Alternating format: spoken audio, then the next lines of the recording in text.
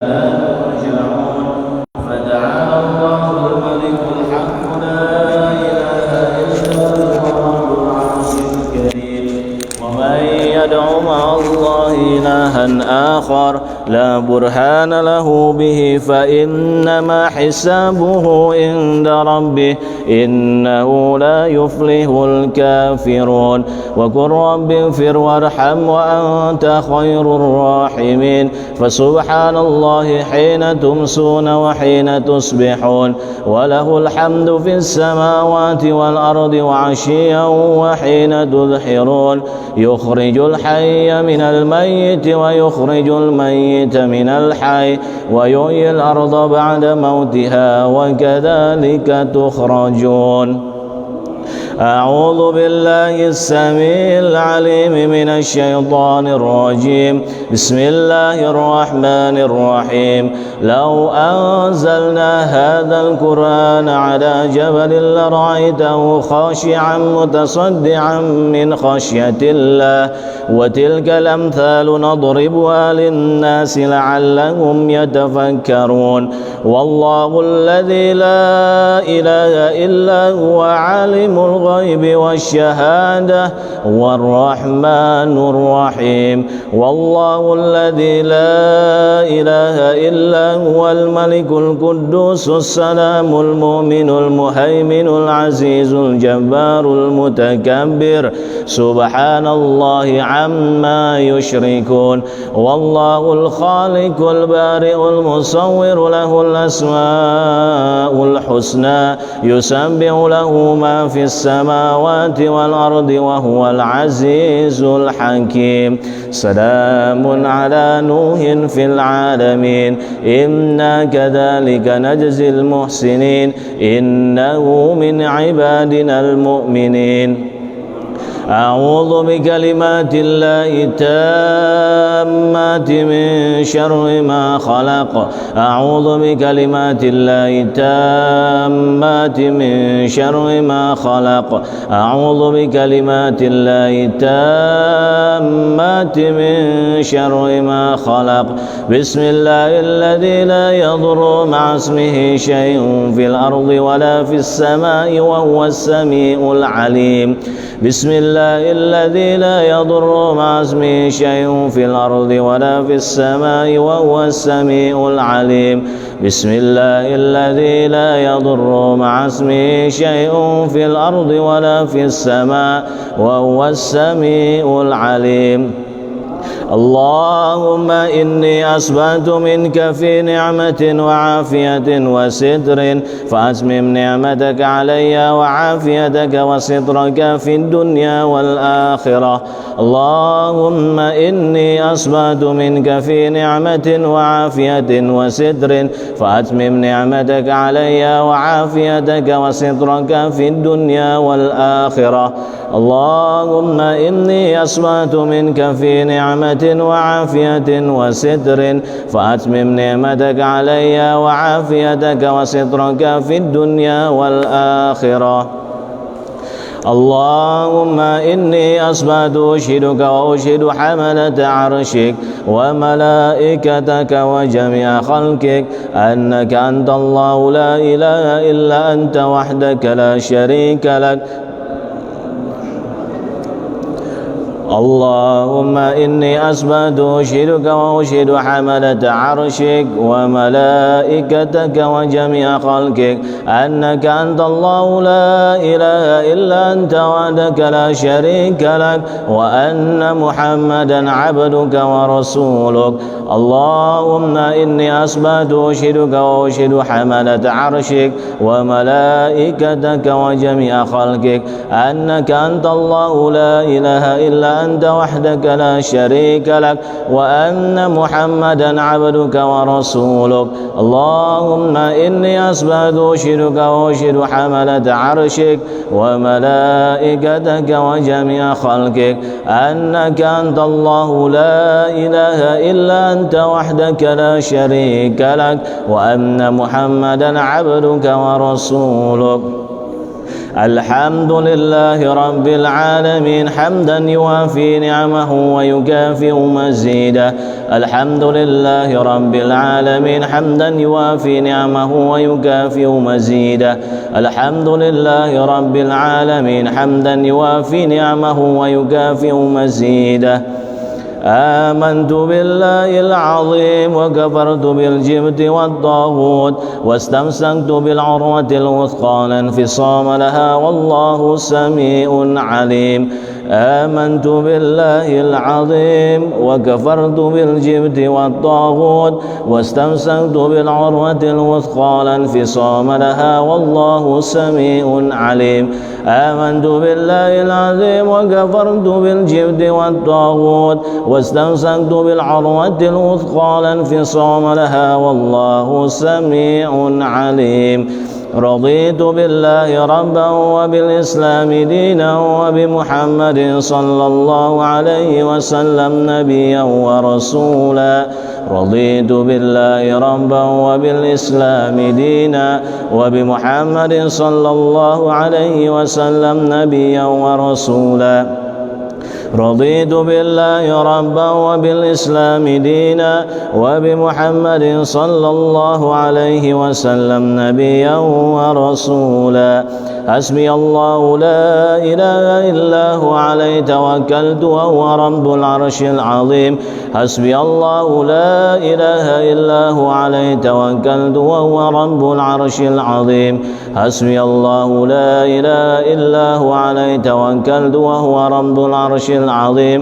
حسبي الله لا إله إلا هو عليه توكلت وهو رب العرش العظيم. حسبي الله لا إله إلا هو عليه توكلت وهو رب العرش العظيم. حسبي الله لا إله إلا هو عليه توكلت وهو رب العرش العظيم. حسبي الله لا إله إلا هو عليه توكلت وهو رب العرش العظيم. اللهم صل على سيدنا محمد وعلى آله وصحبه وسلم. اللهم صل على سيدنا محمد وعلى آله وصحبه وسلم. اللهم صل على سيدنا محمد وعلى آله وصحبه وسلم. اللهم صل على سيدنا محمد وعلى آله وصحبه وسلم. اللهم صل على سيدنا محمد وعلى آله وصحبه وسلم. اللهم صل على سيدنا محمد وعلى آله وصحبه وسلم. اللهم صل على سيدنا محمد وعلى آله وصحبه وسلم. اللهم صل على سيدنا محمد. اللهم صل على سيدنا محمد وعلى آله وصحبه وسلم. اللهم صل على سيدنا محمد وعلى آله وصحبه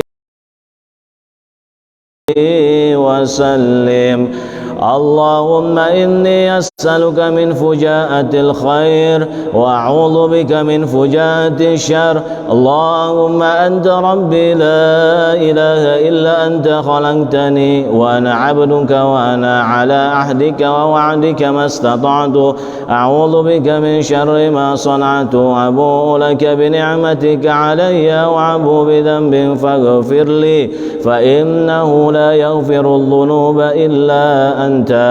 اللهم أنت ربي لا إله إلا أنت عليك توكلت وأنت رب العرش العظيم. ما شاء الله كان ومن لم يشاء لم يكن ولا حول ولا قوة إلا بالله العلي العظيم. أعلم أن الله على كل شيء قدير وأن الله قد أحاط بكل شيء علما.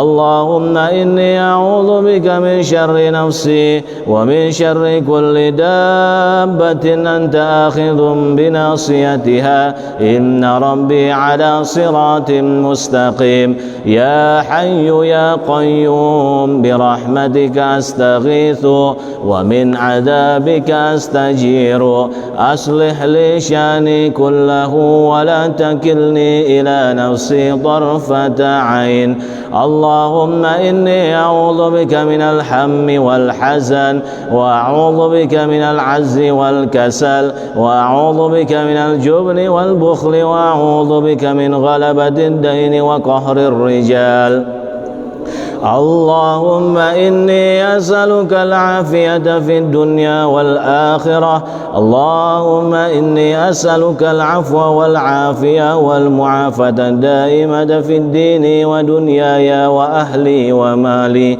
اللهم استر عوراتي وآمن الروعات اللهم احفظني من بين يدي ومن خلفي وعن يميني وعن شمالي ومن فوقي وأعوذ بعظمتك أن أغتال من تحتي اللهم أنت خلقتني وأنت تهديني وأنت تدعمني وأنت تسقيني وأنت تميتني وأنت تحييني وأنت على كل شيء قدير أصبحنا على فطرة الإسلام وعلى كلمة الإخلاص وعلى دين نبينا محمد صلى الله عليه وسلم وعلى ملة أبينا إبراهيم حنيفا مسلما وما كان من المشركين اللهم بك أصبحنا وبك أمسينا وبك نحيا وبك نموت وعليك نتوكل وإليك النشور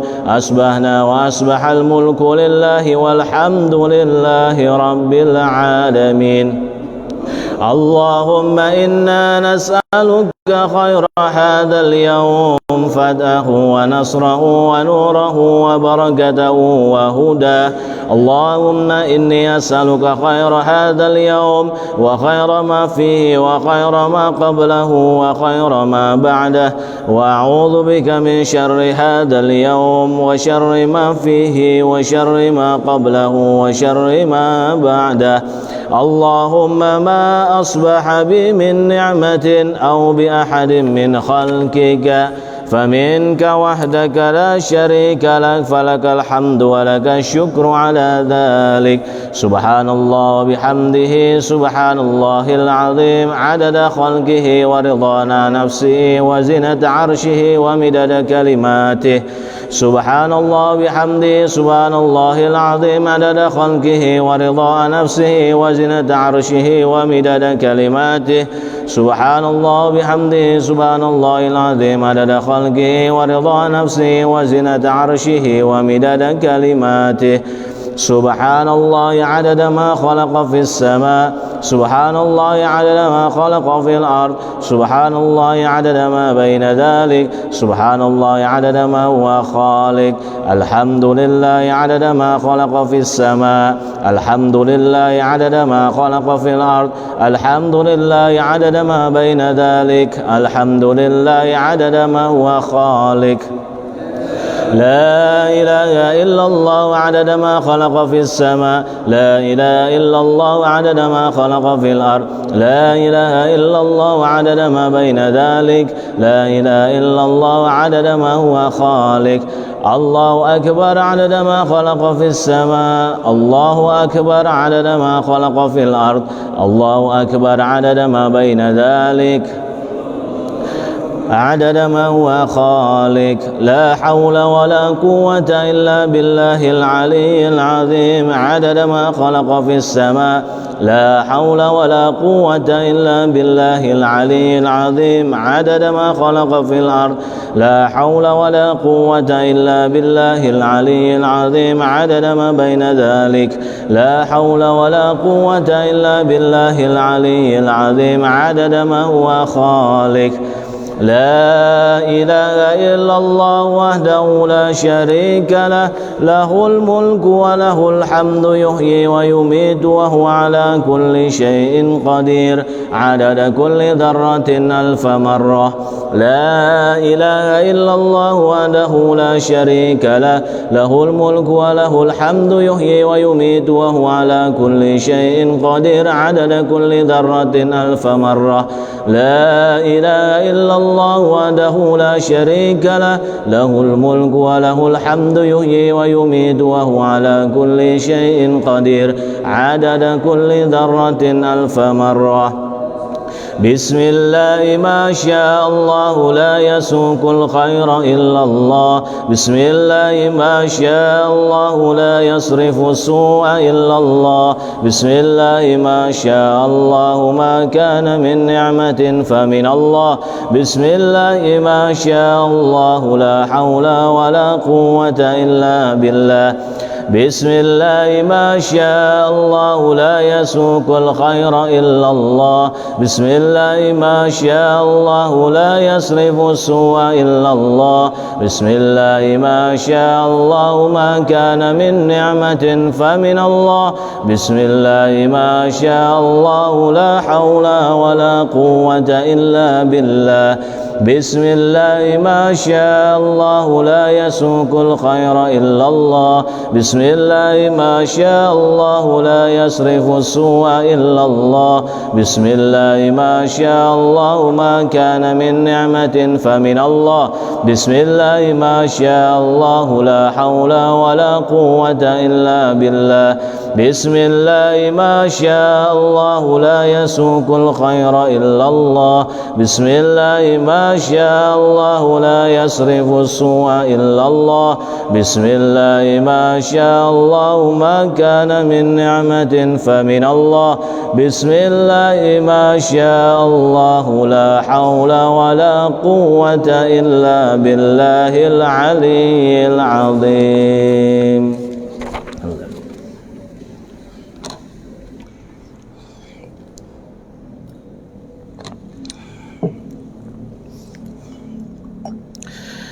Bismillahirrahmanirrahim. Alhamdulillahirabbil alamin.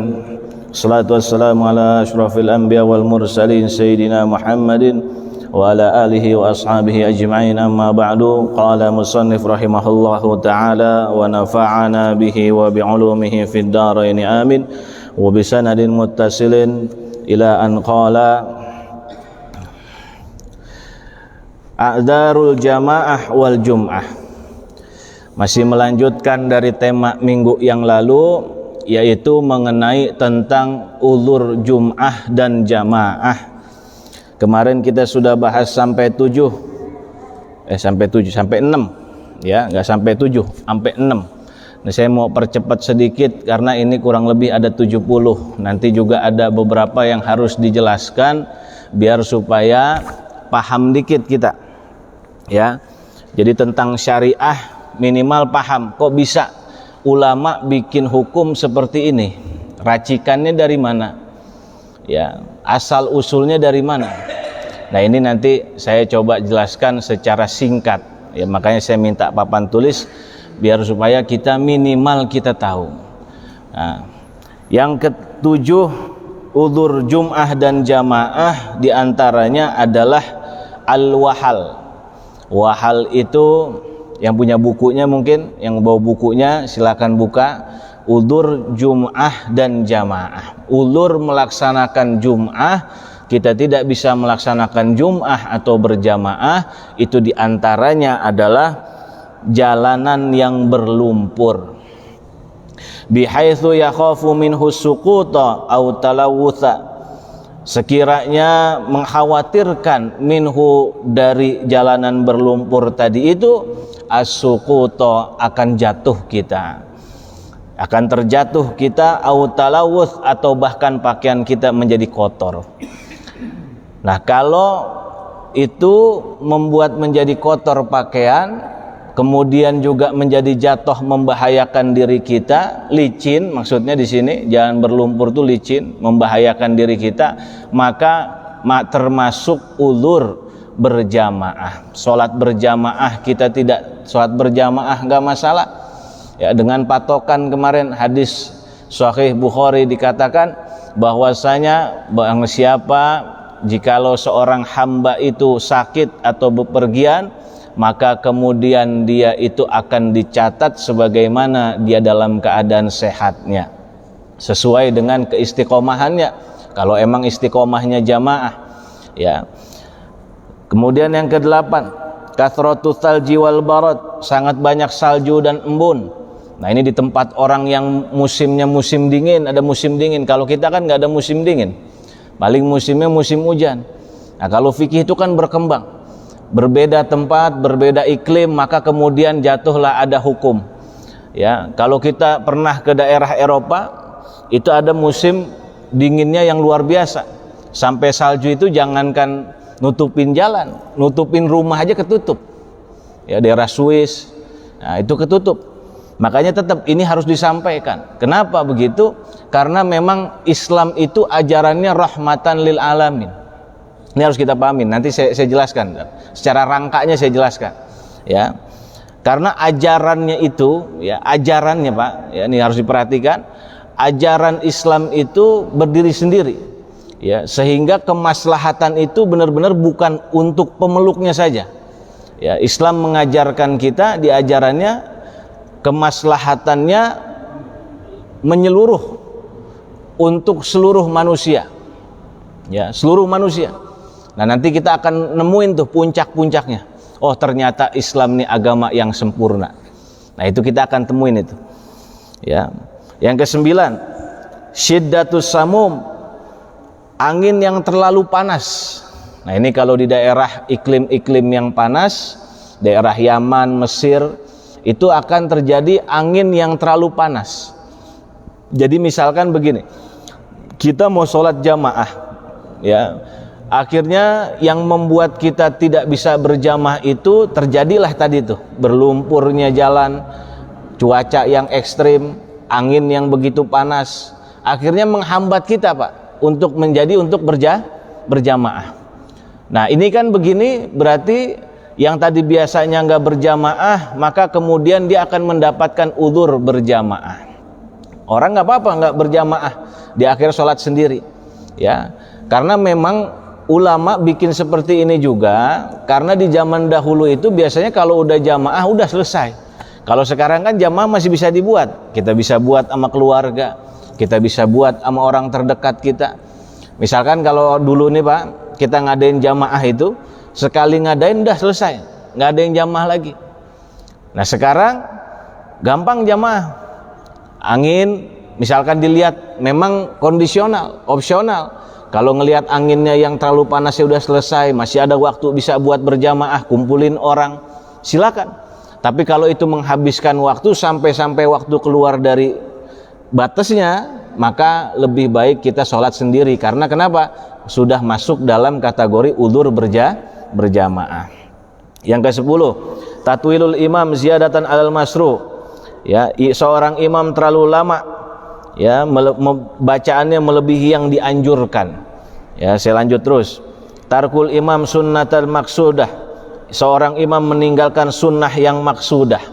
Nanti tinggal kalau yang nggak paham bisa ditanyakan aja nanti di sesi tanya jawab ya. Karena ini ada 30 nih, saya bacain dulu. 12. Al-maradu idza syaqqa alaihil hudur. Orang itu sakit, ya, memberatkannya untuk datang ke jamaah. Kama syaqatil masyi fil matar, sebagaimana sulitnya orang yang berjalan ketika hujan. Ya. Yang ke-13, at-tamrid, merawat orang sakit. Tadi sakit itu orangnya. Sekarang merawat orang sakit.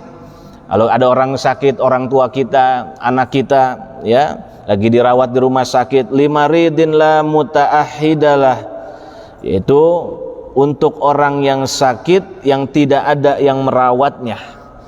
Jadi nggak ada yang merawatnya kecuali kita. Maka sulit kita ninggalin orang gitu, ya. Yang biasanya kita berjamaah karena kita nemenin orang yang lagi sakit. Nah itu orangnya kan nggak bisa ditinggalin tuh Pak. Akhirnya kita sholat di sampingnya. Sholat di sampingnya nggak nemuin juga, ya, teman untuk berjamaah. Akhirnya mau nggak mau kita sholat sendiri. Nah itu sudah masuk udzur jamaah. Sebenarnya udzur jamaah saking banyak seperti ini, sebenarnya ini adalah merupakan bagian daripada rukhsah. Apa itu rukhsah? Keringanan kita. Karena di madhab kita pada dasarnya sholat berjamaah itu adalah hukumnya dua. Ya, berbeda pendapat di mazhab kita, tapi tidak lepas dari dua hukum ini. Satu, hukum sholat berjamaah adalah fardu kifayah. Yang kedua adalah sunnah muakkadah. Fardu kifayah, kalau satu kampung itu nggak ada yang sholat berjamaah sama sekali, dosa sekampung tuh. Ya, dosa itu pas selamat. Tapi kalau sekampung itu ada yang mewakili, nggak harus di masjid, nggak. Kita nggak bicara masjid dulu ini. Ya, satu kampung, ya, kelurahan Cilandak misalkan, nggak ada yang berjamaah sama sekali, dosa itu. Ini di mazhab kita nih. Nah, kalau misalkan nggak ada sama sekali, dosa semuanya. Tapi ada satu sekelompok gerombolan yang dia sholat jamaah, maka yang lain gugur dosanya. Atau kata Imam An-Nawawi, beliau mengatakan sunnah muakkadah, yaitu sunnah yang sangat-sangat dianjurkan. Jadi sholat berjamaah ini tidak ada di madhab kita yang mengatakan fardu ain. Yang mengatakan fardu ain itu madhab yang lain.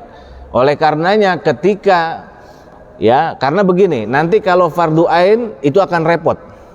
Ya, repotnya apa?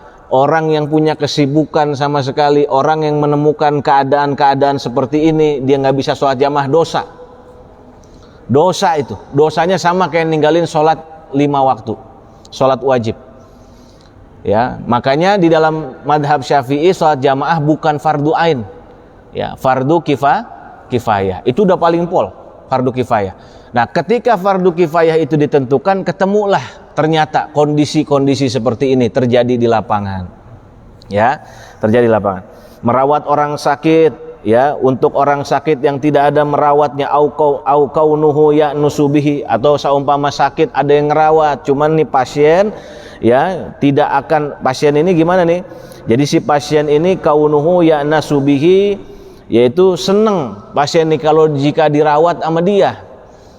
Gitu ya. Kita misalkan punya anak, Pak. Anak kita 3. Ya. Contoh nih, Muhammad, Ahmad, Ali. Kita paling seneng kalau ditemenin sama Muhammad. Ali sama Ahmad sama-sama anak kita, cuman kita paling seneng ditemenin sama Muhammad. Pernah nggak kita gitu tuh? Pernah itu. Kita sakit, bukan kita nggak mau ditemenin sama Ahmad sama Ali, cuman kita paling seneng ditemenin sama Muhammad. Padahal udah ada yang ngerawatnya si Ahmad ini. Ahmad ngerawat bapaknya, tapi ternyata Muhammad nih yang bikin hati bapaknya seneng. Karena kenapa? Suka guyon, dihibur bapaknya lagi sakit. Kalau Ahmad kan diem aja. Nah, makanya di sini walaupun udah ada yang ngerawat, tapi dengan kehadiran kita, orang itu bisa jadi senang, terhibur oleh kita, maka itu bisa jadi udzur jamaah. Kita nggak bisa ikut sholat jamaah atau jumuah, ya, atau sholat jumuah. Ya, yang ke-14, isyraful qarib, ada kerabat yang udah mau meninggal. Ya, kerabat itu termasuk di sini dikatakan wa illam ya'nas bihi, walaupun tidak dapat memberi apapun dengan kehadirannya, wa mithluhu, misalkan kerabat kita mau meninggal, walaupun kehadiran kita buat orang yang tadi ini mau meninggal, udah mau sampai di ajalnya sakaratul maut, tidak ada arti apa-apa. Tapi kan orang sakaratul maut nggak akan sadar, Pak. Siapa aja yang hadir di situ nggak akan sadar. Jadi kalau kita hadir ke situ karena kita meyakini, memandang orang tersebut adalah kerabat kita. Contoh, istri lagi sakaratul maut. Ayo, gimana kalau kita misalkan adzan Jumat tiba-tiba ada kerabat kita yang mau meninggal? Ya, mau dilakukan sholat jamaah, ada kerabat kita yang mau meninggal. Gimana rasanya? Nah, ini makanya syariat memperbolehkan itu menjadi udzur untuk meninggalkan jamaah dan Jum'ah. Termasuk kerabat adalah mertua, ya, mertua, wal mamluk, budak, was sodik, sahabat, wal ustad, guru kita, ya, guru kita misalkan lagi sakaratul maut, lagi butuh-butuhnya dengan kita, ya, akhirnya kita tinggalin, mohon maaf ya Mi, saya mau sholat jamaah dulu, rasanya kan gimana? Ya, coba. Ya, ini dipikirkan, ya, wal mu'tiku wal atik, ya, atau yang memerdekakan kita. Jadi kita misalkan budak, kita dimerdekakan oleh dia, berarti kita punya jasa sama dia. Nah, ini orang tuan yang memerdekakan kita, dia sakaratul maut, udah mau deket ajalnya. Nah, ini kan kita harus termasuk kerabat juga itu. 15, al khauf ala nafsihi au irdihi au mali au ikhtisasi, kekhawatiran terhadap dirinya, hartanya, kehormatannya dan kekhususannya. 16 mulazamatu gharimihi, dicari-cari orang yang menagih utang. Nah, dicari-cari bukan berarti jadi akhirnya jadi alasan nih. Ya, perhatiin nih, fayu'dharu, maka dimaafkan, dia meninggalkan Jum'ah dan jamaah idza kana mu'siron, kalau orang yang memang punya utang tadi orang susah, nggak bisa bayar, Pak. Ya, walam takun lahu bayyinatun ala isarihi, walaupun dia tidak mempunyai saksi. Jadi kalau seumpama dia jamaah, dia ketemu sama orang, cuman dia nggak punya uang. Sekarang kan cuman beda, orang punya utang, punya uang, akhirnya jadi alasan. Iya.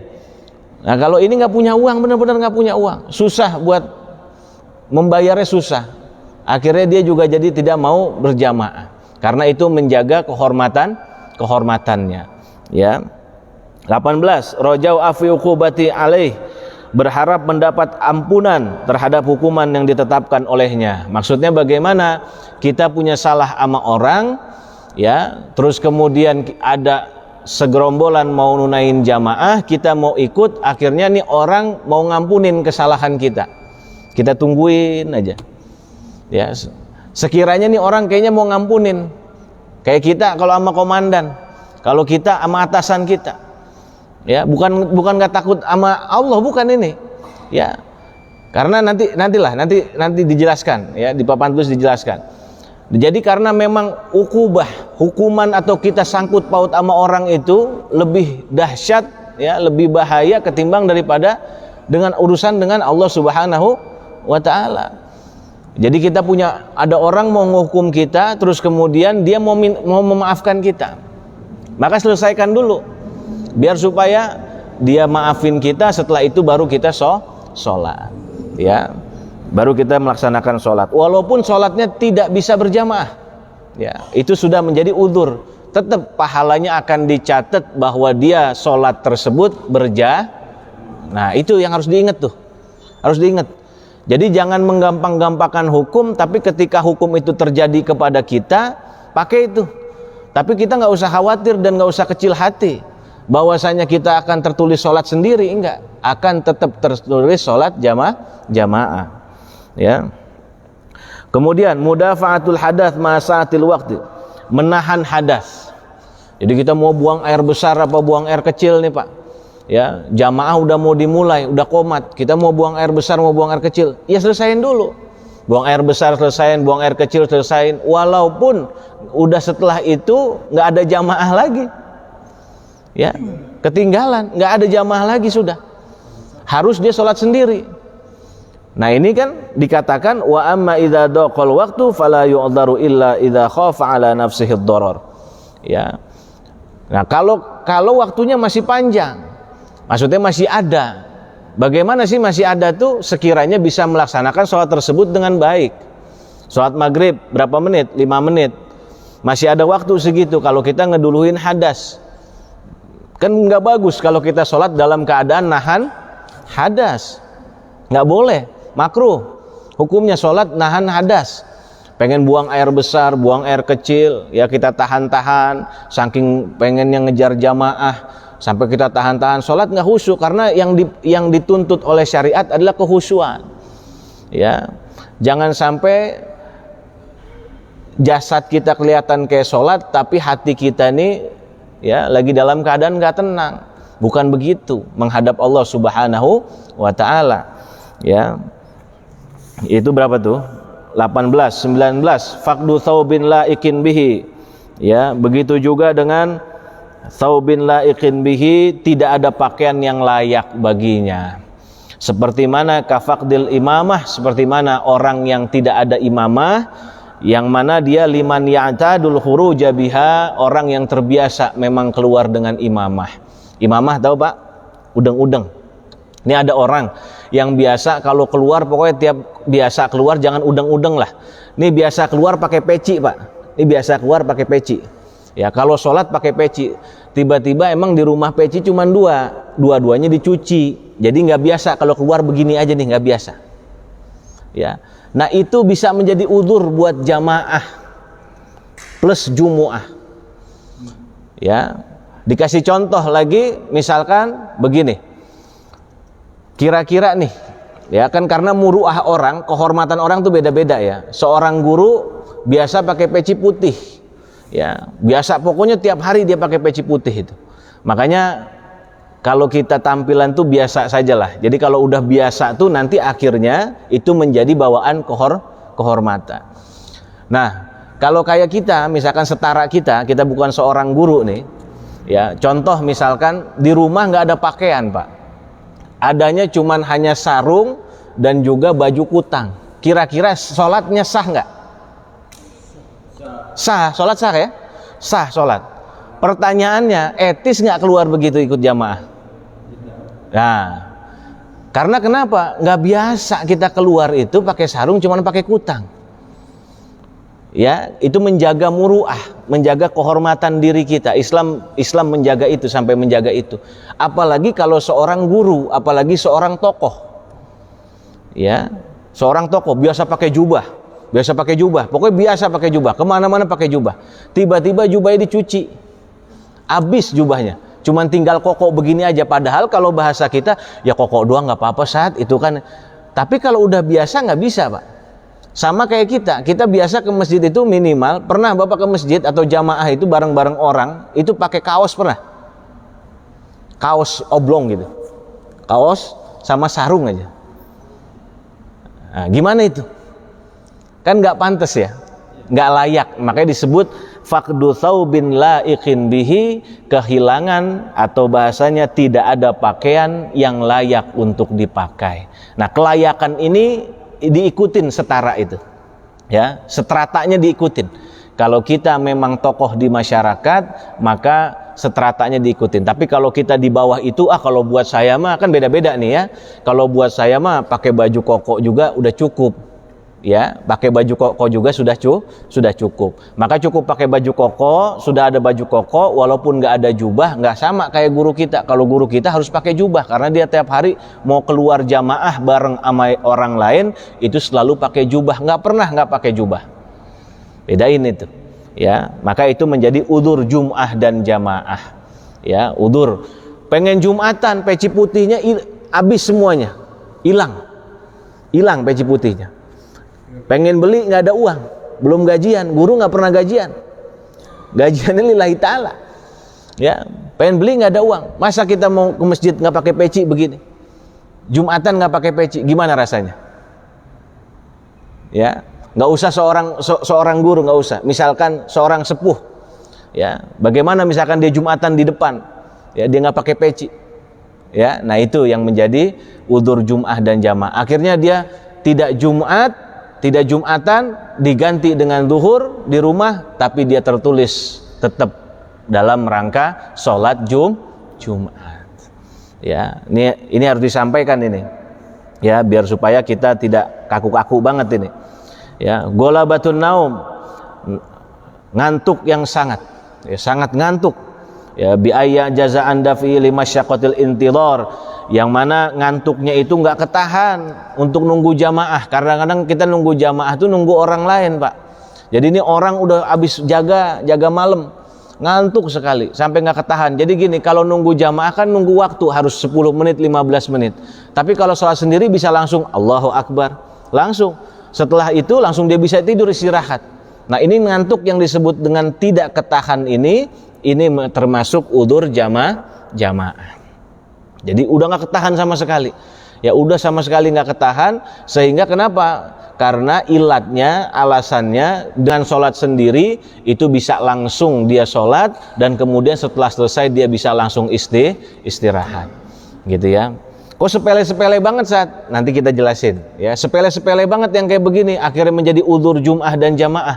Ini yang harus disampaikan. Ini tetap harus disampaikan, tapi nanti kemudian kita jangan memudahkan menghukumi orang. Ya, jangan memudahkan kita ambil tasahul, menggampangkan hukum. Ya. 21, takhalluf an safarir rifqah, tertinggal dari rombongan. Ketika kita mau bepergian, kalau kita jamaah pasti kita tertinggal rombongan.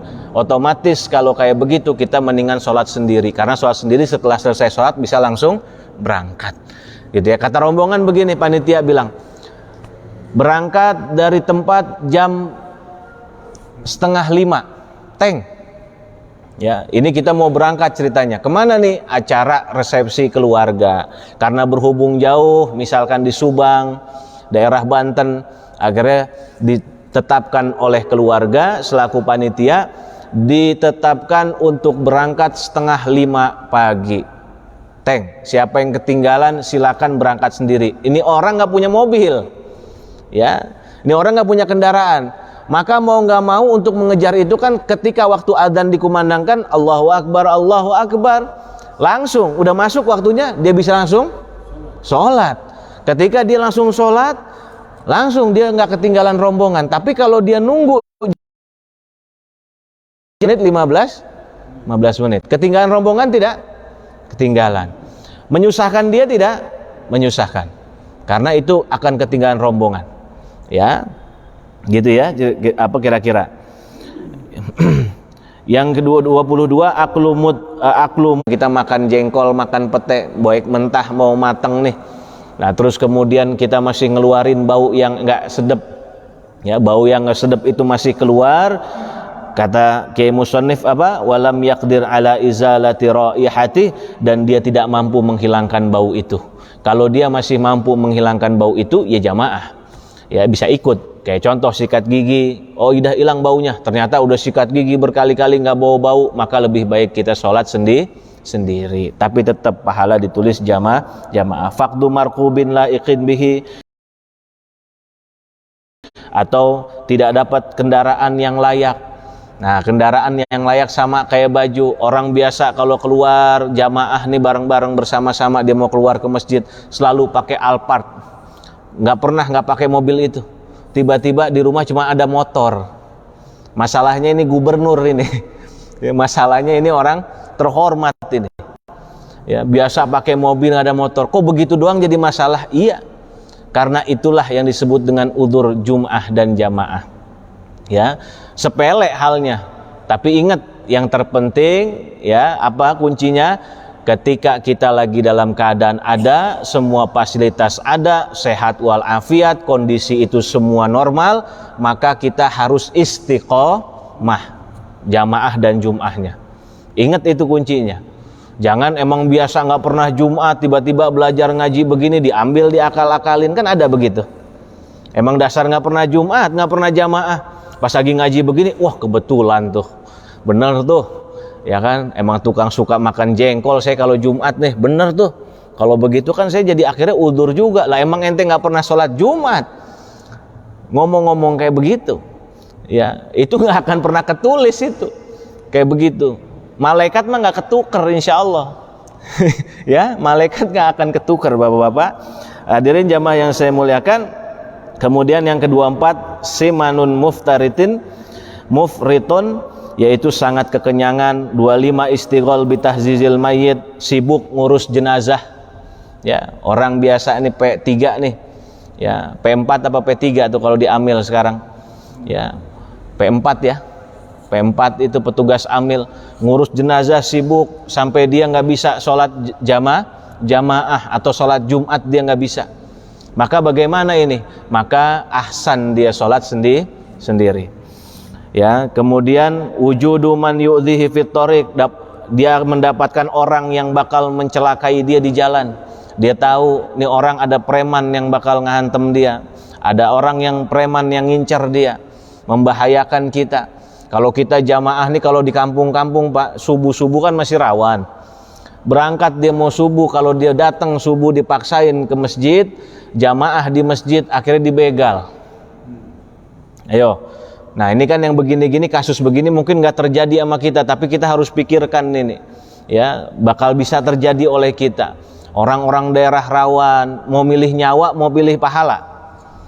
Nah, itu kan akhirnya bingung kita, cara pola pikir kita seperti apa, gitu ya. Nah, kemudian 27 layali zafaf fil maghrib wal isya. Begitu juga dengan malam resepsi. Ya, malam resepsi kalau kita orang istiqomah Pak, dari mudanya kita biasa jamaah, nggak di masjid, nggak di rumah, jamaah ini kan maksudnya luas. Ya, mau di masjid, mau di rumah, ya dia orang istiqomah, dia ternyata dapat jodoh. Nggak lama dia dapat jodoh, dia nikah. Dia nikah, adain acara resepsi. Resepsi maghrib otomatis sama isya kan repot. Iya, dia nerima tamu, tapi dia mau sholat jamaah. Nah ini nggak usah kecil hati begini. Sholat saja sendiri karena tamu yang harus didahulukan terlebih dahulu. Kemudian Allah tetap akan tulis dia tetap pahalanya seperti sholat jamaah. Coba kalau dia ninggalin begitu, tamunya pada nanya kemana nih pengantennya. Ya, udah gitu habis sholat jamaah ntar dirias lagi, belum dirias lagi. Nah ini makanya untuk mempersingkat ini, makanya dikasih kerukhsohan, dikasih keringanan khususnya malam resepsi. Ya, kalau kita mau nikah atau mau nikah lagi, ya bagi siapa malam resepsi khususnya maghrib dan isya. Ya, maghrib dan isya. 28 as-sa'yu fistirdadi ma yarju husulahu, mencari sesuatu yang diharapkan, yang bisa diharapkan untuk mendapatkannya kembali. Ada barang hilang, kendaraan kita misalkan contoh hilang, motor hilang, tiba-tiba dapat info ya dari aparatur pemerintah, keamanan atau mana orang yang bisa kita percaya, Pak motor ada Pak di sini Pak, saya ngelihat motor Bapak, platnya berapa Pak, platnya ini. Ternyata ketika dikabarin begitu, orang mau nunain jamaah. Nah ini kan yang kira-kira udah bakal deket, dia mau mendapatkan sesuatu yang tadinya hilang itu ambil dulu, dia usaha dicari. Tapi kalau kira-kira masih ngawang-ngawang ya nggak usah, mendingan kita dahulukan sholat jamaah. Tapi udah dapat info yang valid seperti itu, maka buru-buru jemput itu. Walaupun kita tinggalin jamaah, kita akhirnya jadi sholat sendirian demi mengorbankan sesuatu hal itu, bukan duniawi ini, ya. Tetapi tadi dikatakan dalam kitab as-sa'yu, mencari sesuatu, fistirdadi, ya, ma yarjuhu, untuk mendapatkan apa yang bisa diharapkan, ya, sesuatu yang hilang agar kembali. 29 al-a'ma, orang yang buta, ya, lam yajid man yaquduhu muhtasiban, orang buta dia mau jamaah tapi dia nggak dapat orang yang bantu dia untuk sampai ke tempat jamaah. Itu menjadi uzur juga. Ada orang buta mau jumatan, biasanya ada tetangganya ya yang suka bantuin, bimbing dia, megangin dia, bawa dia sampai ke masjid, tapi ternyata tetangganya nggak ada, sakit. Nah dia bingung, ini bagaimana, ini saya nggak jumatan, ini bagaimana saya nggak jamaah. Nah ini menjadi udzur, termasuk udzur jamaah. Ya, 30 suratu qiraatil imam ma buti qiraatil ma'mum, yaitu cepatnya bacaan imam. Nih kalau taraweh bacaan imam cepat banget tapi makmumnya lambat, ini juga menjadi udzur untuk berjamaah. Ya, kita dapetin cepat, ada tuh salat taraweh 15 menit. Ada pas selamat di Jawa tuh, salat taraweh 10 menit, 23 rakaat 10 menit. Allahu Akbar, Bismillahirrahmanirrahim, Alhamdulillahirrahmanirrahim, amin, Allahu Akbar, Bismillahirrahmanirrahim, Allahu Akbar, Allahu Akbar, Allahu Akbar, Allahu Akbar. Cepet banget itu, 10 menit. Nah kita nggak biasa begitu Pak, nggak biasa kita begitu. Lebih baik mana, ikut jamaah apa sholat di rumah taraweh sendiri? Sholat sendiri. Ya, nih makanya aspek-aspek gini kan menjadi kita terbuka ya. Akhirnya membuat kita terbuka nih. Ya, oh iya, gitu ya. Jadi terbuka. Nah, mendingan sholat sendiri. Sampai ketemu kepada imam yang memang biasa sesuai dengan kita. Ya, artinya tidak terlalu cepat, tidak terlalu lambat. Nah, para hadirin jamaah yang saya muliakan, ini saya mau jelaskan sedikit. Ya, mudah-mudahan bisa mencerahkan, ya, membuka keilmuan lebih hukum, terutama masalah hukum.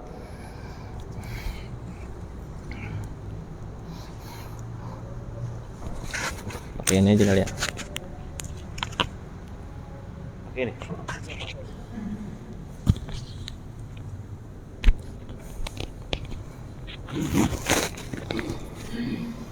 Kelihatan nggak Pak? Majuan dah. Majuan.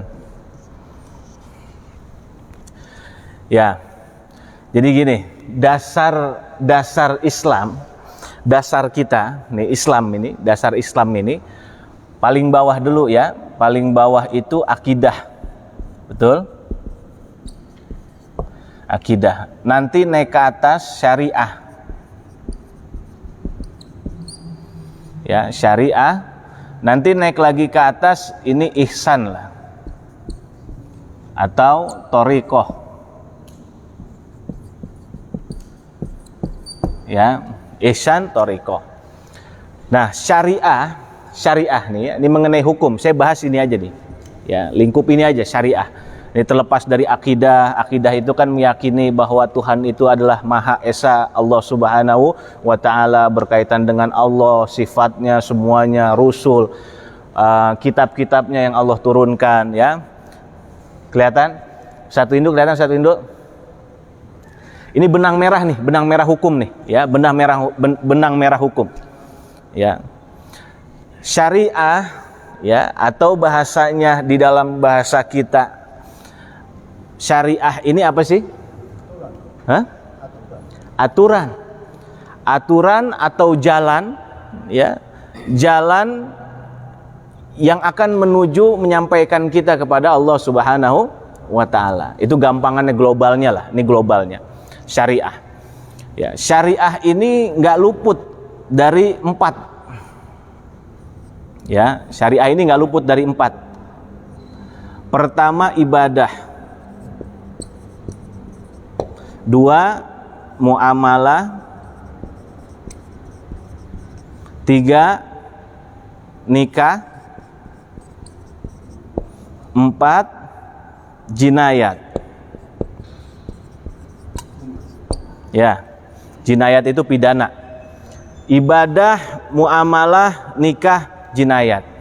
Jadilah produk, namanya produk fikih. Ini produk udah jadi, namanya fikih.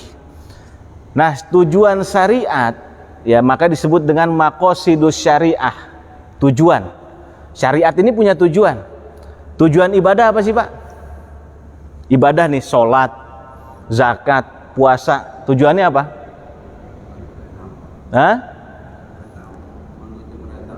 Ya, itu kan bukan hukum namanya ya. Tujuan itu adalah maslahah. Ya, jadi Allah itu ya 4 ini, semua ini lingkupnya itu maslahah, untuk kemaslahatan manusia. Ingat ini ya, bukan umat Islam, bukan. Untuk kemaslahatan manusia dari ibadah, muamalah tuh jual beli dan yang lain-lain ya. Masalah tentang salam, mudorobah ya. Terus udah gitu musyarakah, yang lain-lain, nikah, jinayat. Nah, ini semua itu kalau kita ambil versinya, kita globalin, itu untuk maslahah. Ya, bukan misalkan ibadah. Ini kita bicara hukum, bukan bicara fadilah. Ibadah buat apa? Biar supaya dapat pahala Ustadz, biar masuk surga. Fadilah itu namanya. Ya, fadilah, keutama. Awas jangan sampai kekecoh itu. Ibadah, muamalah, nikah, jinayat, tujuannya apa untuk manusia? Jadi kan syariah ini sebenarnya Allah turunkan ya kepada Rasulullah, ya, otomatis sumbernya syariah ini Quran dan hadis. Pasti ini, nggak mungkin ini Quran dan hadis, atau bahasanya lebih umum lagi sunnah. Ya, atau bahasanya lebih umum lagi sunnah. Ya, Quran dan sumbernya udah pasti ini, Quran sama hadis. Tapi syariah ini saya mau tanya, kira-kira turun ke muka bumi melewat baginda kita Nabi Muhammad SAW, itu untuk umat Islam tuh apa untuk semua? Semua suku, semua bangsa, semua etnis, semua agama, tanpa terkecuali. Berarti untuk umat manusia. Bedanya kan begini, sayangnya umat manusia yang di luar Islam itu belum mendapatkan hidayah ini, kan gitu. Akidah, yaitu belum mempercayai Allah Subhanahu wa Ta'ala. Bedanya itu aja. Tetapi syariah Allah turunkan di muka bumi, itu udah otomatis ini buat umat manusia seluruhnya tanpa terkecuali. Ya, kelihatan Oke, ya. Boleh tulis nih. Ya, ini rumusan. Jadi biar tahu asal usul rumusan bagaimana ulama ya bisa mengambil hukum dari mana. Selesai, paham ini ibadah, muamalah, nikah, jinayah. Muncul apa dari 4 ini? Muncul maslahah. Maslahah, kebaikan. Ya, kebaikan untuk kita semua. Pasti yang Allah perintah, pasti semua itu, atau bahasa gampangnya yang ditetapkan oleh syariah, baik itu dari segi ibadah, muamalah, nikah, jinayat, pasti ujung-ujungnya adalah untuk kemaslahatan. Begitu juga sama yang dilarang oleh Allah Subhanahu wa taala melalui pintu syariat nih, baik ibadah, muamalah, nikah, jinayat, pasti ada mudorot. Kalau mudorot berarti kita ninggalin mudorot dapat maslahat. Kembali lagi ke sini tetap. Pertanyaannya satu. Maslahat ini maslahat untuk Allah apa untuk kita sebagai umat manusia? Umat manusia ya, bukan untuk Allah Subhanahu wa taala. Allah nggak perlu. Ya. Maslahatkah buat Islam? Bukan. Bukan. Ya, umat manusia. Maslahat buat ajaran Islam? Bukan. Umat manusia. Ingat itu. Maslahat. Di sini sama ulama akhirnya ditelusurin. Oh, maslahat yang kayak gimana dulu? Ya, bahasa kita maslahat kebaikan, ya, terus buat ke apa namanya? Buat kebaikan, buat ke apa? Kalau maslahat selain bahasa kebaikan apa?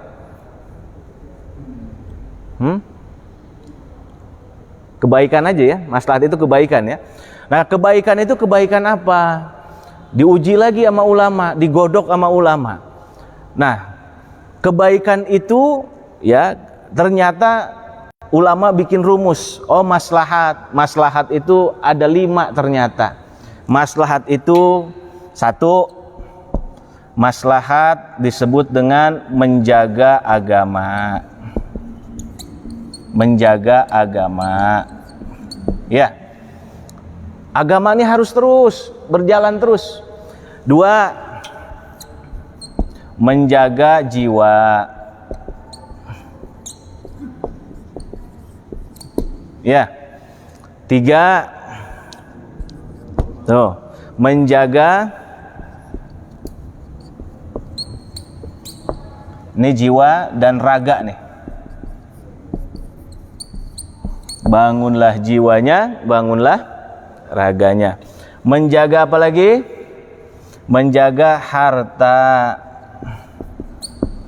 4, menjaga keturunan. Ya. 5 terakhir ya, menjaga agama, menjaga jiwa, menjaga harta, menjaga keturunan, menjaga akal.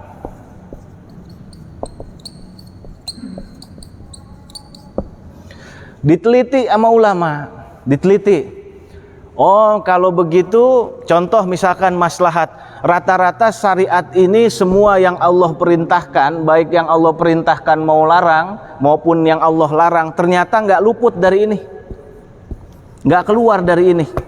Contoh, innamal khamru wal maisir, sesungguhnya khamr dan judi.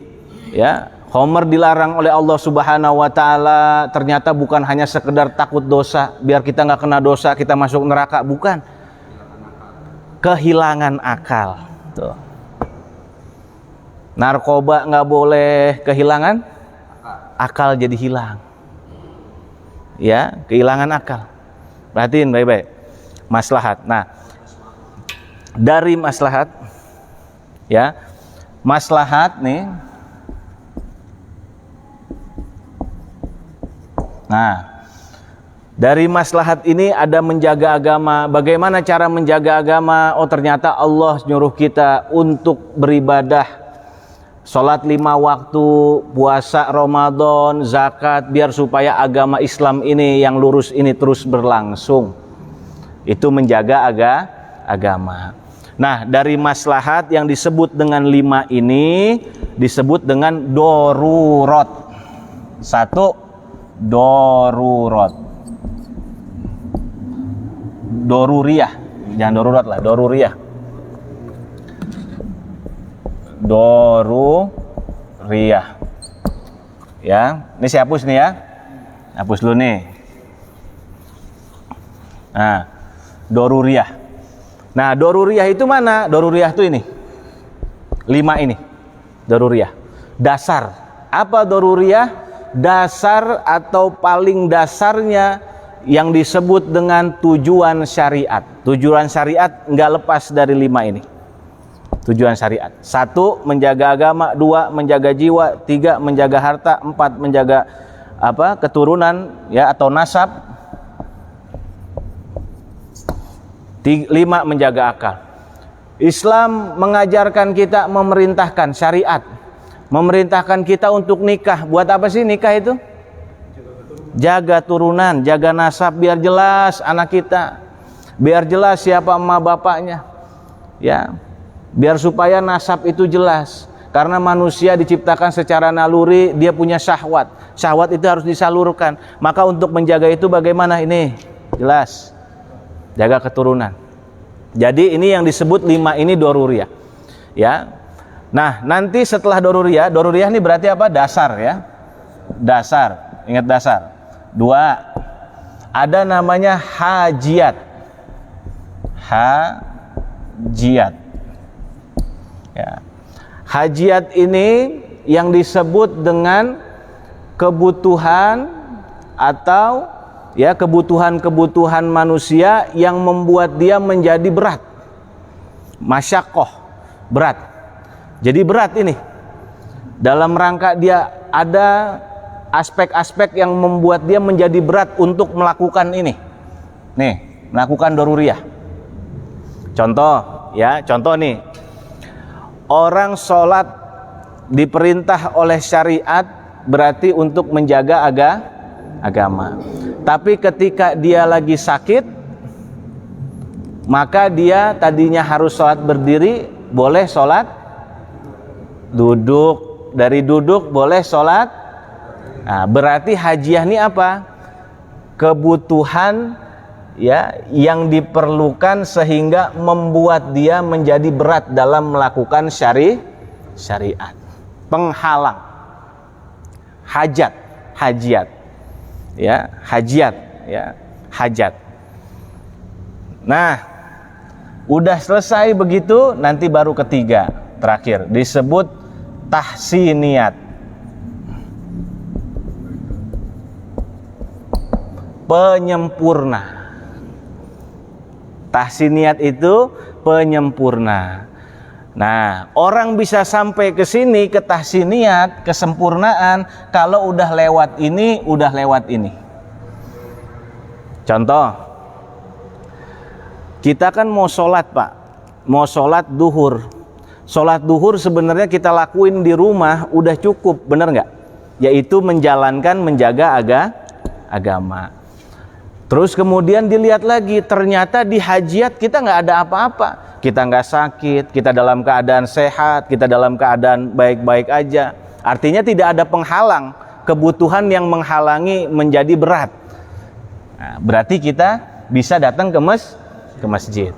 Nah, ketika datang ke masjid, akhirnya kita bisa ngelakuin yang ketiga apa? Tahsiniyat. Bukan hanya sekedar sholat di masjid, tapi pakai pakaian yang bagus, pakaian yang rapi, pakai sarung yang bagus, baju yang bagus, wewangian yang harum. Itu namanya tahsiniyat. Paham gak nih? Sampai sini paham? Paham. Nah, makanya itu, maka dari itu, ya, maka dari itu, ini yang disebut dengan maqasidus syariah.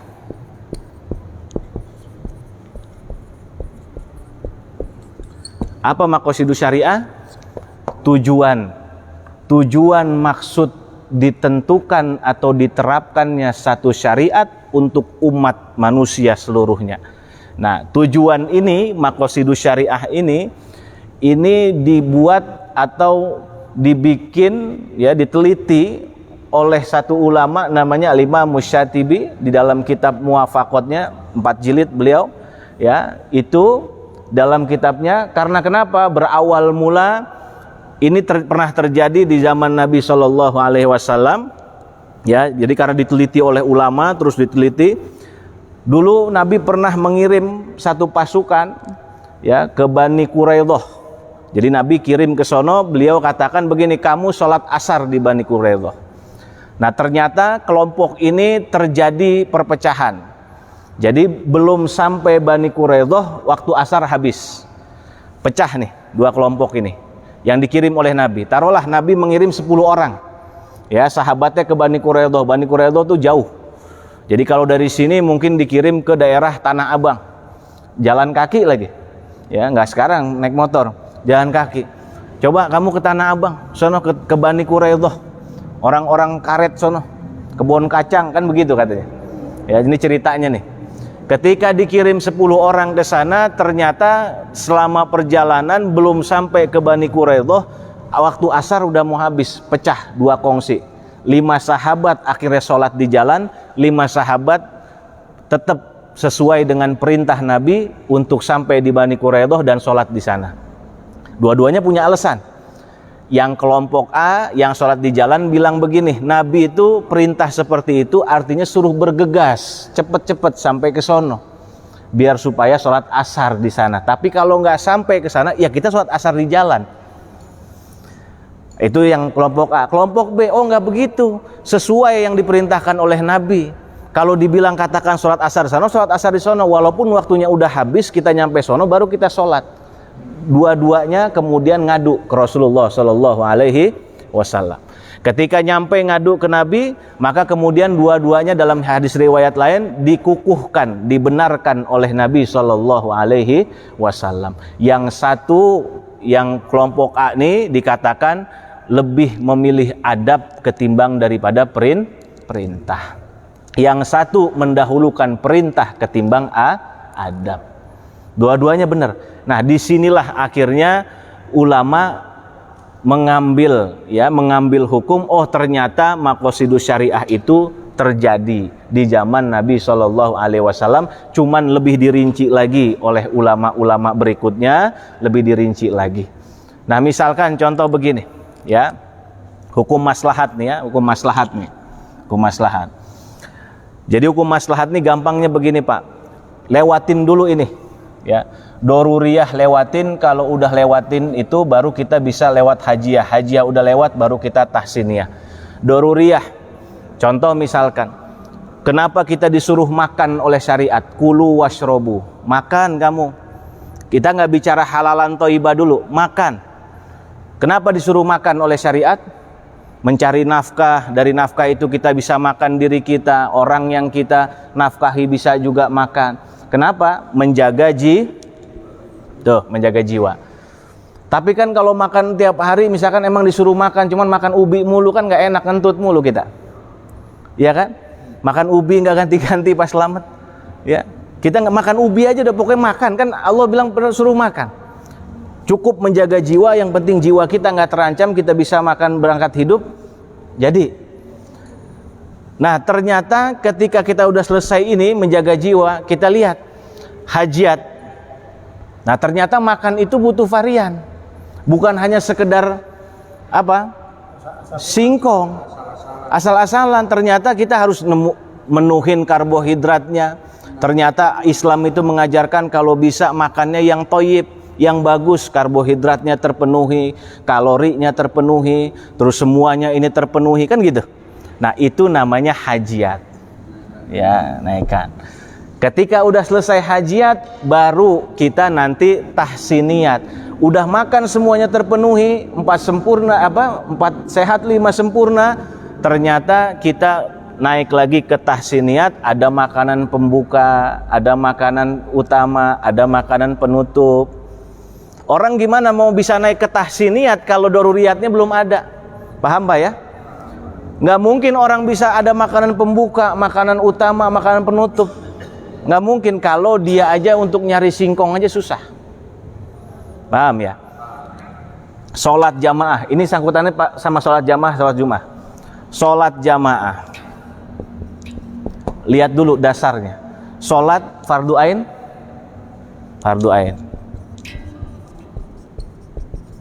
Sholat fardu ain. Ini kita pahamin nih. Sholatnya ya. Sholat fardu ain? Ya, fardu ain. Maka apa sholat yang diperintah oleh syariah dalam rangka apa? Menjaga agama, keberlangsungan agama. Cukup dengan sholat fardu ain. Ya, ini biar ngerti asal usulnya dari mana sih kok bisa begitu. Nah, ini fardu ain. Ketika fardu ain dinaikkan menjadi sunnah muakkadah berjamaah, ingat ini. Berjamaah. Maka level dia naik kemana? Ke yang kedua. Ya, ke yang kedua. Kalau dia tidak menemukan yang namanya hal yang membahayakan dirinya, nih perhatikan, dia mau menjaga agama tapi dia harus perhatikan, tidak menjaga dirinya, membahayakan hartanya, membahayakan keturunannya, dan menjaga akal. Kalau dia sampai berjamaah, terus kemudian dia menemukan hajiat, arti kata lain, dia itu menemukan penghalang di antara ini, maka cukup kembali lagi ke sini, karena ini adalah yang pokok. Paham?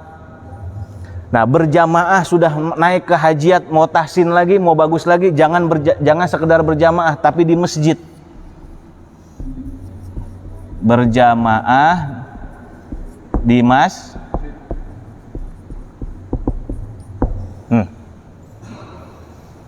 Nah, ini udah naik ke tahsiniyat. Ini kadang-kadang orang yang nggak ngerti akhirnya jadi bingung cara pola pikirnya. Berkutik di sini nanti nih. Nih, kutik aja di sini nih.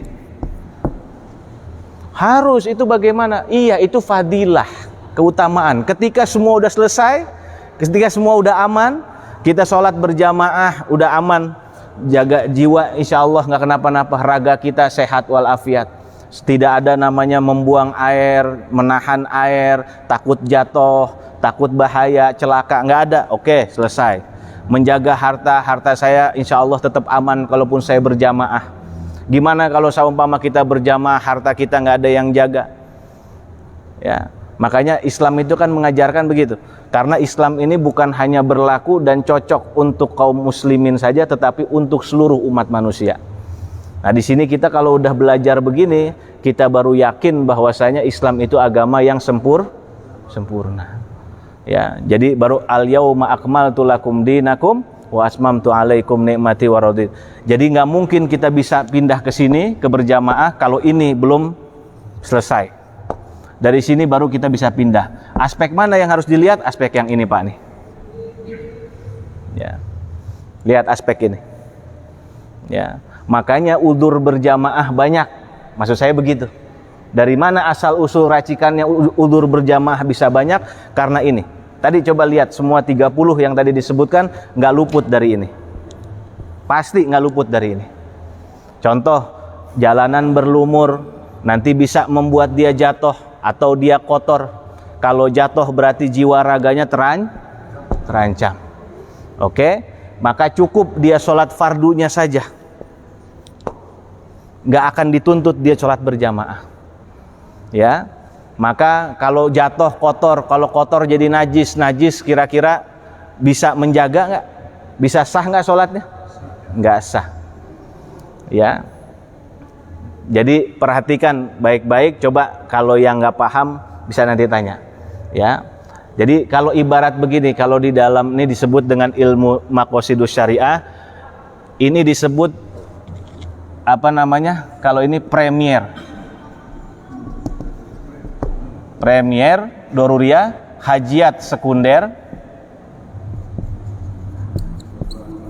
Nah, yang 3 tahsiniyat tersier. Ya, premier. Maka nggak mungkin orang bisa sampai ke tersier kalau dia belum penuhin dulu premier. Sampai dia di zona premier ini merasa aman semua. Ya, di dalam syariat juga sama begitu. Doruriyah di dalam Islam harus lihat ini, aspek ini, 5 ini. Kalau ini udah merasa aman, baru dia akan lanjut ke hajiat. Lihat, ada penghalang yang membuat dia tidak bisa melakukan lebih lagi. Ya, tidak ada, dia bisa lakukan. Kalau udah bisa lakukan, baru dia tahsiniyat. Gitu ya. Pertama kalau kita bikin rumah itu kan yang penting rangka dulu, Pak. Ini rumah tuh kan nggak harus estetika, ini kamar, ini ruang tamu, ini ruang tengah, ini kamar anak, itu kamar mandi. Yang penting asal rumah. Pernah nemuin di kampung? Yang penting asal rumah. Pernah? Sekali masuk buka pintu langsung udah itu kamarnya itu, ruang tamunya itu. Dan bahkan cuman kamar mandi doang. Itu namanya apa? Premier.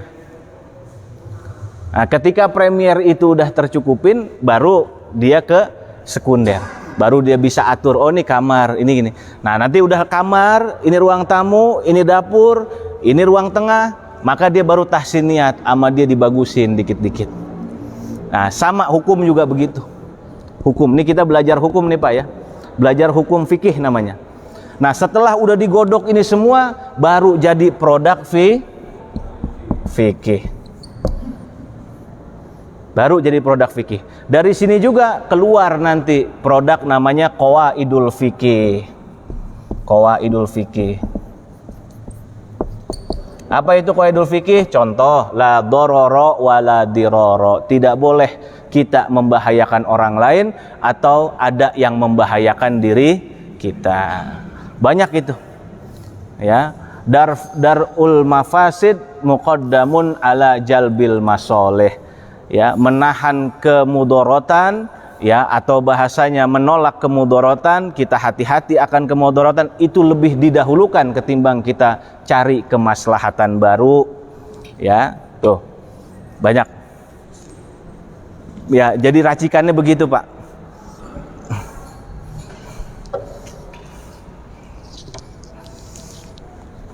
Ya, itu racikan ilmu fikih. Ya, oh baru tahu kita. Ternyata ini begini asal muasalnya, asal usulnya. Ya, ada yang mau tanya mungkin?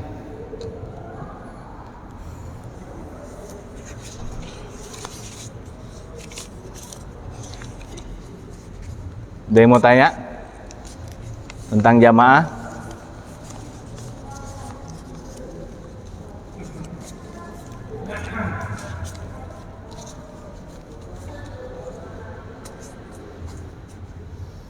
Iya, iya Pak Haji, silakan. Waalaikumsalam.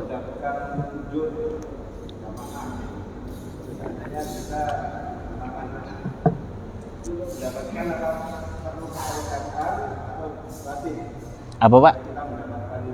Ya ya dapat udzur lah ya.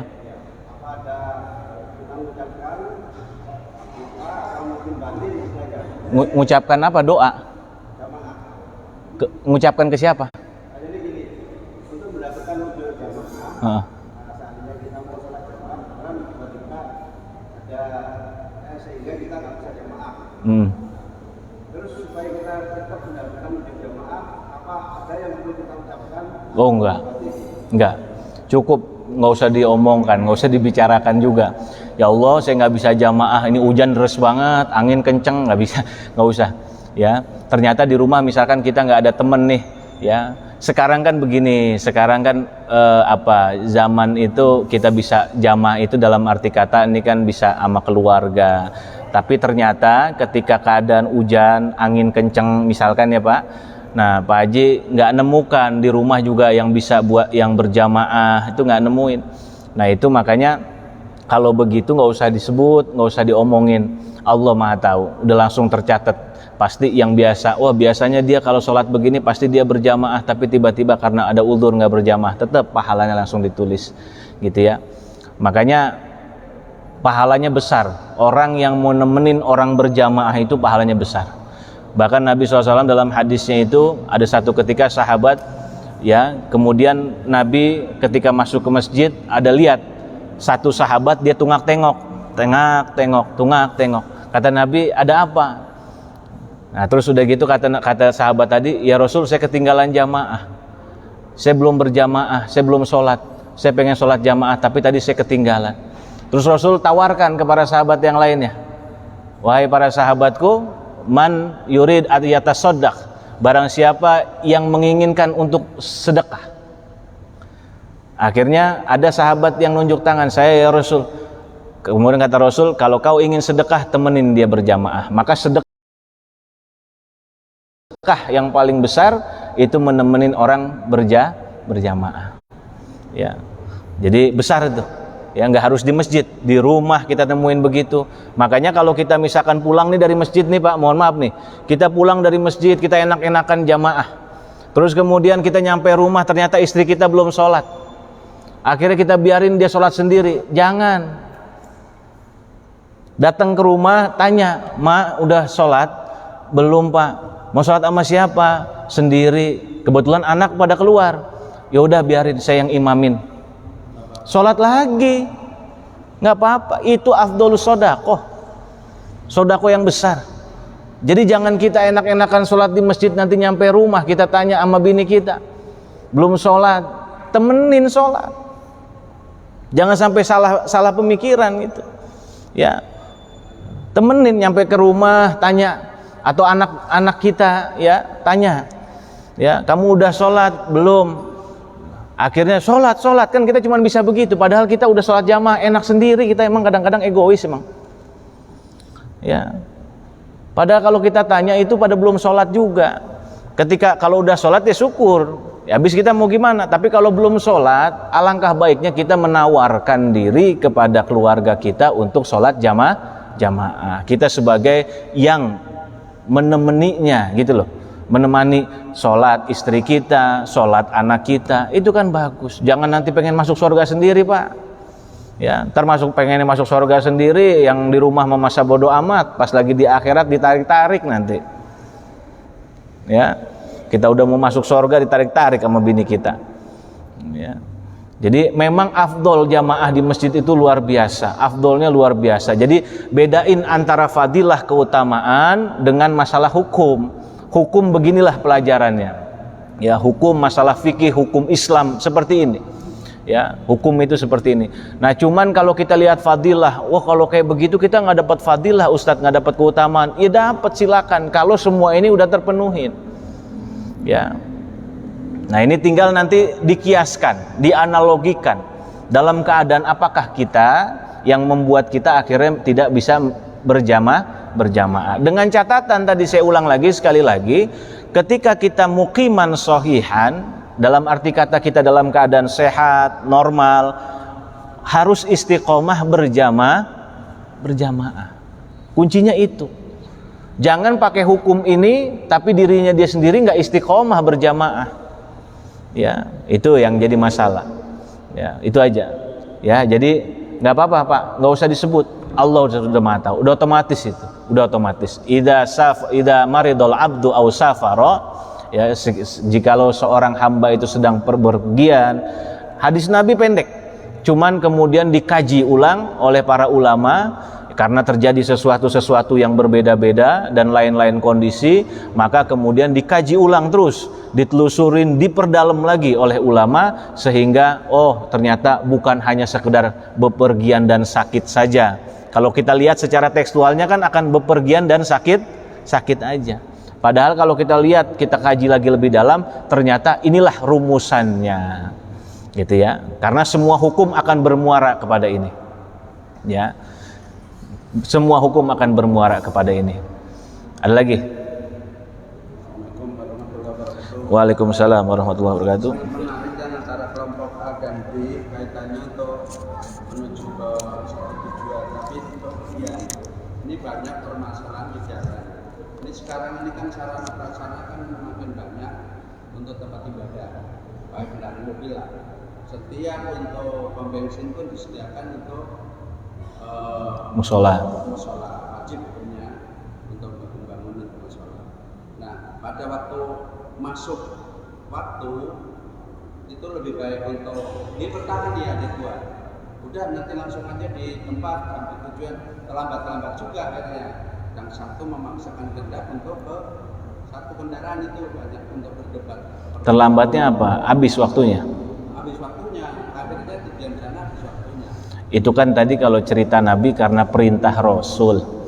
Ya, kalau memang contoh, iya, itu kan perintah Rasul. Kalau kita kan bersafar itu nanti dibagi, safarnya dalam keadaan safar mubah, ya, atau perkara safar yang ghairu mubah.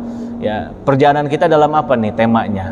Misalkan perjalanan kita cuman hanya rekreasi, ya, jalan rekreasi saja. terjadi begitu, maka itu bukan jadi alasan untuk meninggalkan sholat. Harus gitu. Jadi semua memang ada aturannya, Pak. Antara misalkan sholat di awal waktu sama sholat mengakhirkan waktu, ada ilmunya. Nggak sembarang ilmu terus kemudian kita tahu, oh boleh tuh sholat di akhir-akhirkan. Enggak, nanti masuk ke kategori fawailul lil musallin. Itu masuk ayatnya nanti. Tapi ketika memang sholat mengakhirkan itu bukan karena sengaja, tanpa udzur dan yang lain-lain, ya misalkan udzur, ada udzur nih, maka kita akhirkan itu sholat. Contoh misalkan kemacetan, ya atau misalkan kita dalam perjalanan orang yang mau meninggal, seperti mana kita ke rumah orang tua kita, ditelepon sama saudara kita, bang tolong pulang ke rumah cepat, karena ini ibu atau bapak sudah engap-engap. Otomatis kita jalan, Pak, untuk sampai sampai ke sana gitu ya, untuk biar supaya kita ketemu gitu dengan orang tua kita. Akhirnya kita akhirkan sholat itu, nggak masuk dalam fawailul lil musallin. Makanya memahami teks hadis ulama itu udah selesai. Ya, jadi memahami itu bukan hanya memahami secara tekstual, tetapi benar-benar jamblang. Ya, benar-benar diperluas, ya, disyarahkan lagi dan diperdalam lagi. Nah, kalau ada udzur seperti itu, kita ingin buru-buru mendatangi orang tua kita, ya, akhirnya kita jadi telat. Tadinya biasa sholat di awal waktu, seumpama 3:30 asar, akhirnya kita sholat jam 5, Pak. Nah, itu masuk nggak fawailul lil musallin? Makanya harus objektif, jangan subjektif, ya. Nah, itulah makanya saya katakan kalau belajar fikih saja, itu belum bisa kita menghukumi. Belajarlah nanti usul fikih, dari usul fikih belajarlah qawaidul fikih. Kalau perlu belajarlah tasawuf. Nah, disitulah kita baru berpikir, oh iya, semakin banyak kita mengetahui semakin bijak kita. Ya, nggak mungkin kita gampang menghukumi orang, nggak mungkin, karena banyak filter yang harus dilewatin. Ini rumusan ini harus dilewatin semua dulu. Gitu. Nah, itu tadi ya. Kalau dia tanpa udzur syar'i, maka otomatis dia termasuk fawailul lil musallin. Tapi kalau dia dengan udzur syar'i yang sesuai dengan syariat, maka tidak masuk dalam kategori fawailul lil musallin. Ya, itu aja. Makanya kembali lagi innamal a'malu binniyat. Ya, kembali lagi dasarkan asal dasar niat kita apa. Itu. Ada lagi, Pak? Yang mau tanya? Ya, Ustaz.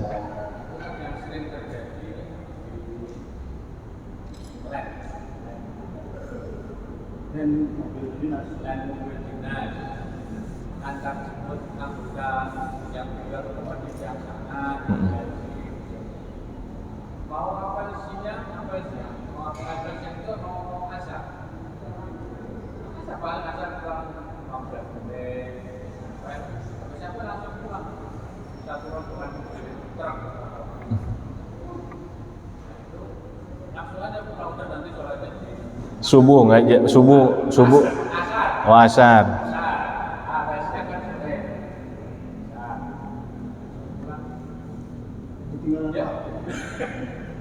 Pikirannya nanti berada di depan, jalan macet sampai rumah udah habis maghrib. Yang sering-sering terjadi itu tadi yang jadi udzur jamaahnya ya, bukan udzur sholat fardunya. Awas, bedain udzur jamaahnya. Yang dimaafkan oleh syariat adalah udzur berjamaahnya. Misalkan contoh, tadi kan ketinggalan rombongan, ya, sama subuh juga begitu. Ada beberapa angkatan darat, ya, saya juga pernah ini angkatan darat subuh, karena berhubung jemputan, ya, jemputan itu mau nggak mau akhirnya dia jadi sholat di jalan. Dia tanya sama saya, solusinya bagaimana, Ustaz? Solusinya kalau kayak begitu, satu, ya, ini kita bukannya berarti mendahulukan atasan ketimbang Allah. Ini kita bicara hukum, Pak, ya, bicara hukum.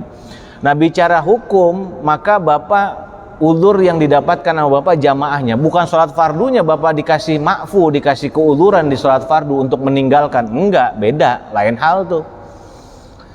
Nah, berarti sholat fardunya tetap harus, Ustaz? Harus. Bagaimana caranya kalau di mobil? Ya caranya kita udah nggak bisa lagi menghadap kiblat.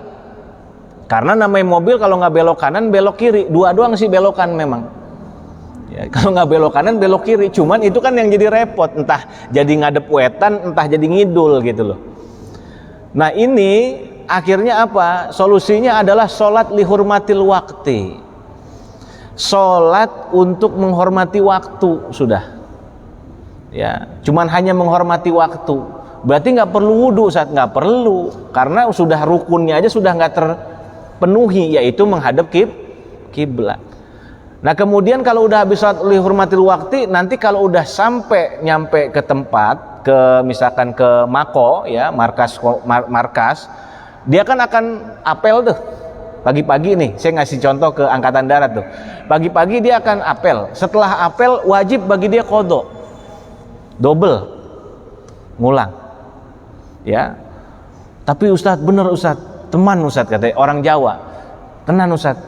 Saya tak kalau sholat duhur, asar nggak pernah begitu karena subuh doang saya. Saya makanya minta sama Allah Subhanahu Wa Taala biar supaya saya dikasih kendaraan. Kalau dikasih kendaraan kan berangkat sendiri gitu ya, nggak perlu nunggu jemputan, gitu. Atau pulang sendiri nggak perlu. Saya minta sama Allah, terus minta sama Allah. Sambil minta, kalau memang keadaan masih begitu, silakan. Ya itu solusinya itu aja. Kayak tadi contoh sore, berarti asar sholat dia di bis, ya. Sholat di bis, sholat lihurmatil wakti. Ya, sambil begitu sambil minta sama Allah, angkat tangan, makanya minta sama Allah, ya Allah berikan hamba kendaraan. Itu ya, karena kendaraan motor nggak mungkin juga, bukan berarti nggak punya kendaraan, pada punya kendaraan motor, cuman maksudnya mobil kan gitu. Karena jauh memang markasnya itu ya, jauh dari misalkan rumah di daerah Tajur Halang, ini ada perumahan Kostrad atau perumahan Kopassus. Nah kemudian akhirnya dia harus berangkat ke Cijantung, kan jauh itu ya, harus lewat tol atau ke Keramat Jati gitu loh. Nah itu kan yang terjadi. Nah kayak sekarang di sini begitu juga, misalkan di sini berangkat ke Marunda sana atau ke Senen ya, ke Kormar sana. Nah itu satu-satunya cara begitu, sambil minta sama Allah Subhanahu Wa Taala, ya Allah ya tunjukin nama Allah bahwa saya dalam keadaan begini pun saya tidak pernah tinggalkan ibadah, saya ikutin sesuai dengan aturan ya, aturan fikih syariat yang kau ini kan. Nah kemudian minta sama Allah mudah-mudahan diberikan kendaraan gitu. Jadi sholat asar tetap, ini bicara hukum Pak. Nanti kalau bicara tasawuf lain lagi ya, bicara tasawuf lebih tinggi. Kita rasanya takut sekali memang, nah, itu harus memang ada, jadi seimbang ya, harus seimbang. Jadi misalkan begini, kita belajar tasawuf, kita akan ketakutan kita kepada Allah akan meningkat terus, tapi nanti ya kita harus seimbangkan dengan fikih. Kalau nggak seimbangkan dengan fikih juga sama. Kalau fikih nggak diseimbangkan tasawuf, akan menggampangkan hukum. Percaya nggak? Ini akan menggampangkan hukum nih. Saya kasih tahu begini racikannya, pasti akan gampangin hukum. Dikit-dikit nggak ada peci, udahlah saya nggak ada peci, ya. Oh saya nggak sholat jamaah begini. Tuh itu nggak gampangin hukum. Makanya belajar tasawuf biar apa? Biar balance, seimbang. Nah belajar tasawuf terus nggak belajar fikih, akhirnya jadinya pokoknya saya takut sama Allah, saya nggak takut sama atasan. Nah, ayo, bingung kan? Nah, disinilah makanya perlunya dua bidang ilmu ini biar supaya kita menjadi sempurna, mengetahui Islam dengan utuh. Hati tetap takut kepada Allah, tapi apa boleh buat, aturan harus kita laksanakan. Bagaimana aturan itu tidak melenceng dari jalur rel syariah, maka inilah caranya, gitu loh. Ada solusinya. Tapi tetap hati tetap takut kepada Allah Subhanahu Wa Taala, gitu. Ya, itu kan yang namanya disebut udah bertasawuf, udah berfikih, maka dia menemukan hakikat. Sempurna sudah. Kalau udah begitu sempurna sudah. Ya. Itu ya, jadi sholat asar, habis sholat asar nanti udah nyampe qadha asarnya di rumah, ya qadha di rumah, ya. Nah cukup ya, udah 6:30 lewat, pembahasannya agak panjang, ya mudah-mudahan ini dengan dibuka ya, seperti inilah ilmu ulama yang terdahulu yang membuat akhirnya hukum-hukum Islam tuh ternyata seperti ini. Nah ini biar supaya terbuka, biar kita tahu benang merahnya dan tujuan-tujuan syariat semata-mata bukanlah ya cuman hanya semata-mata belaka mengharap surga, mengharap pahala, tapi ternyata syariat Islam itu maslahat untuk seluruh umat manusia, maka pantas Allah katakan wa ma arsalnaka illa rahmatan lil alamin. Bukan hanya cocok untuk umat Islam ajarannya, tetapi cocok untuk seluruh umat manusia. Ya, mudah-mudahan pada pagi hari ini Allah berkahkan kita semua, diberikan ilmu yang bermanfaat, yang maslahat dunia wal akhirat. Al-Fatihah. A'udzubillahi minasyaitonirrajim. Bismillahirrahmanirrahim. Alhamdulillah rabbil alamin arrahmanir rahim maliki yaumiddin. Iyyaka na'budu wa iyyaka nasta'in. Shiratal mustaqim shiratal ladzina an'amta 'alaihim ghairil maghdubi 'alaihim waladdallin. Amin. Wa'fu 'anna ya karim wa'fu 'anna ya rahim. Irhamna birahmatika ya arhamar rahimin. Birahmatika ya arhamar rahimin. Irhamna. Allahumma bihaqqil Fatihah wa bisirril Fatihah wa bikaramatil Fatihah wa bihaqqi man unzila fi suratul Fatihah. Allahumma anfa'na bima 'allamtana wa 'allimna ma yanfa'una warzuqna kamalal mutabatilahu zahiran wa batinan ya arhamar rahimin. Allahumma ya farijal ham ya kashifal gham ya man li 'abdihi yaghfir wa yarham. Barik Allahumma fi auladina wa dhurriyyatina wa ahlina wa la tadarrahum wa waffiqhum li ta'atika warzuqna birrahim. Rabbana ij'alna minal ladzina yastami'una al-qawla fayattabi'una ahsanah. Rabbana ya Allah atina fid dunya hasanah wa fil akhirati hasanah wa qina adzabannar. Wa sallallahu ala sayyidina Muhammad wa ala alihi wa sahbihi wasallam. Da'wahum fiha subhanakallahumma wa tahiyyatuhum fiha salam wa akhiru da'wahum anil hamdulillahi rabbil alamin. Kurang lebihnya mohon maaf. Wallahul muwaffiq ila aqwamit thoriq. Assalamualaikum warahmatullahi wabarakatuh.